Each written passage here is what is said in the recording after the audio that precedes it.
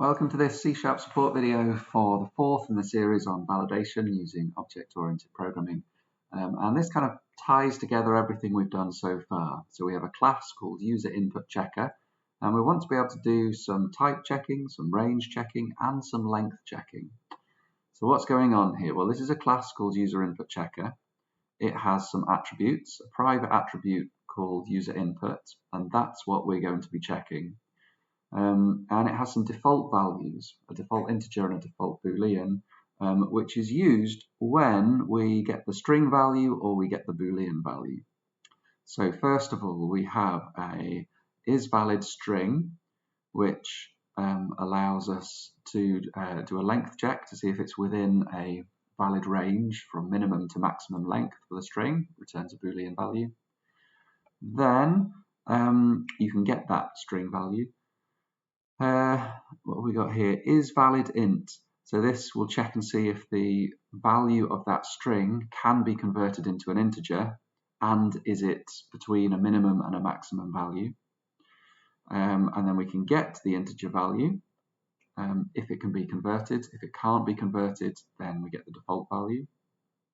And then we see, is this string that the user provides a valid boolean value, yes or no? And if it's valid, then we get that value. If it's not valid, we get the default value. So let's have a look at the test table here. First of all, we make a new validator object of type user input checker.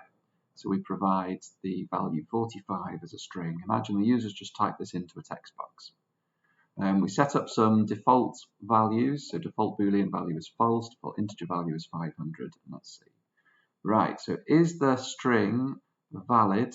So between 0 and 5 characters. Well, 45 is only 2 characters, which is, yeah, we've got it. So get that default value. Well, it's the value passed in as the constructor, which is a valid string. Great. Is it a valid string between the length of 3 and 5? Well, no, we've got 2 characters, and 2 is less than the minimum of 3.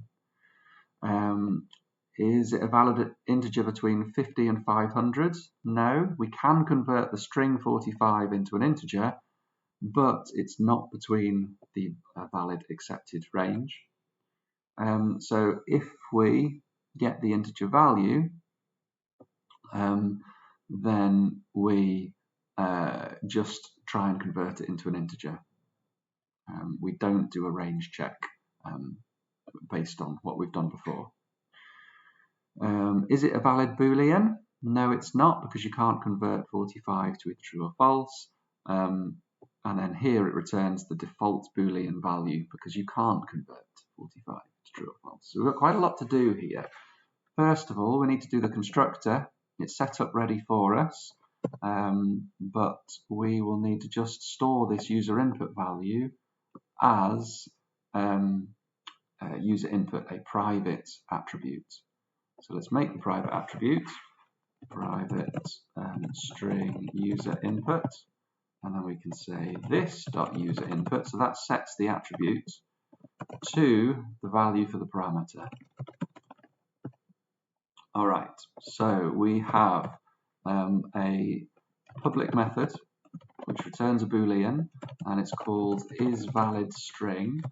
And we want to be able to do a length check with a minimum and a maximum number. So we know it's going to be a string. We don't have to do a type check on this because the user provides a string, but we just need to check and see if it's a valid length. We did this in the previous week's activity, so it's quite nice and simple. We'll just say, is the user input private attribute value, this one, is the length of that greater than or equal to the minimum, and is the length of that attribute less than or equal to the maximum. That should work so far. Let's run it and see what we've got.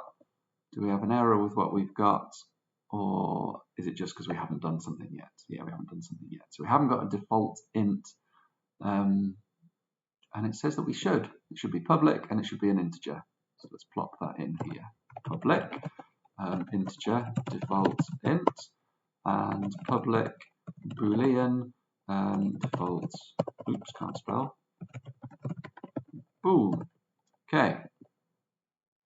Remember, you don't get a penalty if you run it multiple times. It's just sometimes quite helpful to see what you need to do next. Right, we need to get string value. Okay, let's do this here. So it's going to return a string. What is it going to return? It's just going to return the private attribute. We've encapsulated this private attribute with a public method, so that although you can't overwrite it once you've called the constructor, you can get it anytime. Great, that should hopefully pass that test. And fail the next one. So we want isValidInt. So here we go, we want to do a range check. So let's see the tests here. isValidInt, yeah, minimum and maximum value. Right, public bool isValidInt with a minimum and a maximum. So we're going to need to do the conversion first of all. So let's say int value, and we'll set it up originally to the default value that's been set up here. Does it say what it should be by default? No, it doesn't. I guess the user can overwrite it, and we'll assume that it's 0 if the user doesn't specify a value for that. Then we want to attempt to convert this string into an integer. So we can do int.trypass, which will accept two parameters here. It will accept, so if you're not sure about this, try int.trypass, and you'll see the documentation for this. It allows you to specify a string that you want to try and convert to an integer, and then store the results somewhere. So you might not have seen this syntax before, but it's like a parameter that is treated as an output. So the actual return value is a Boolean. Have we been able to convert a string to a integer? But the results can also be saved into something that you pass in as a parameter. What does that mean? Well, it means that we can say I want to store the result here, which is a local variable, but we can also check and see if we've been able to succeed. So if we have succeeded in converting them, then we can return true. Can we? Well, only if it's within a certain range. So well, what we can certainly do is say if we haven't been able to convert it to a valid integer, then we'll have to return false. But here it's not necessarily going to be valid. It's only going to be valid if the value is greater than or equal to the minimum and the value is less than or equal to the maximum. So what's happening here? We're trying to convert the string that's passed in as a constructor to an integer, and we're checking to see if that's possible. If it is possible, we'll then do the range check and return the result. If it wasn't possible to convert the input to an integer, then sorry, it's not a valid integer. Will it work? We'll see. The name user does not exist in the current context. What have I done here? Line 21. Oh, sorry. User input. Getting there. All right, so that seems happy with that method. Let's do getInt value. So we're going to have to do something fairly similar to this here. Let's copy that. But we'll try and do the conversion. But instead of returning a Boolean, is it valid? Let's return the actual value. So that's the value that we've managed to convert. Otherwise, we'll return the default integer value that's specified by this public attribute up here. All right, so there should just be one more to go. The get Boolean value it should be getInt value. That's what happens when you copy and paste without thinking. And it takes 0 arguments. There we go. So remember at A level we call arguments parameters just to save confusion, but in reality the things inside the values passed in are parameters, but the values you receive are arguments. Okay, user input checker does not contain a definition for is valid bool. So we're going to have to do something very similar here. Public, we return a Boolean value because it's either valid or it's not. Is valid bool, so we get the value that we're testing from the constructor. We call it user input and we save it as a private attribute called user input. We want to check and see if that could be converted to a Boolean value. So let's get the default value, which was just a public attribute that the user can set.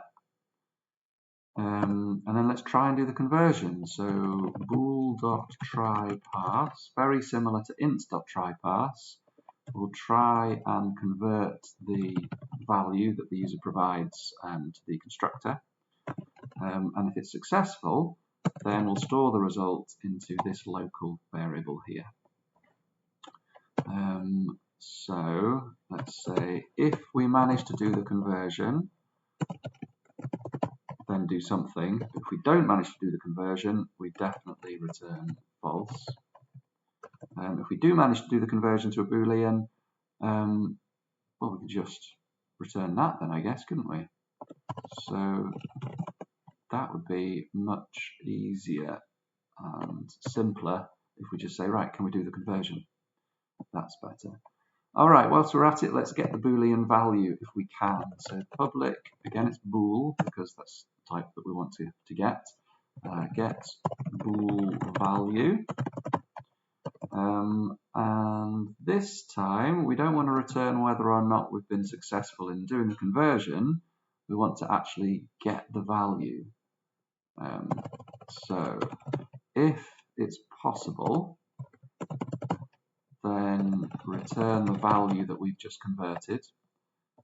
If it's not possible, as in we're trying to convert potato into true or false or something like that, we'll just return the default value. Default bool, which is this public attribute, which has been set just after the constructor. All right, take a deep breath. Will it work? Yeah, it did. So quite a few of you struggled with this one. There's quite a few methods to implement, and potentially the new challenge for you was attempting to convert from one type to another. Hope this has been helpful. See you next time.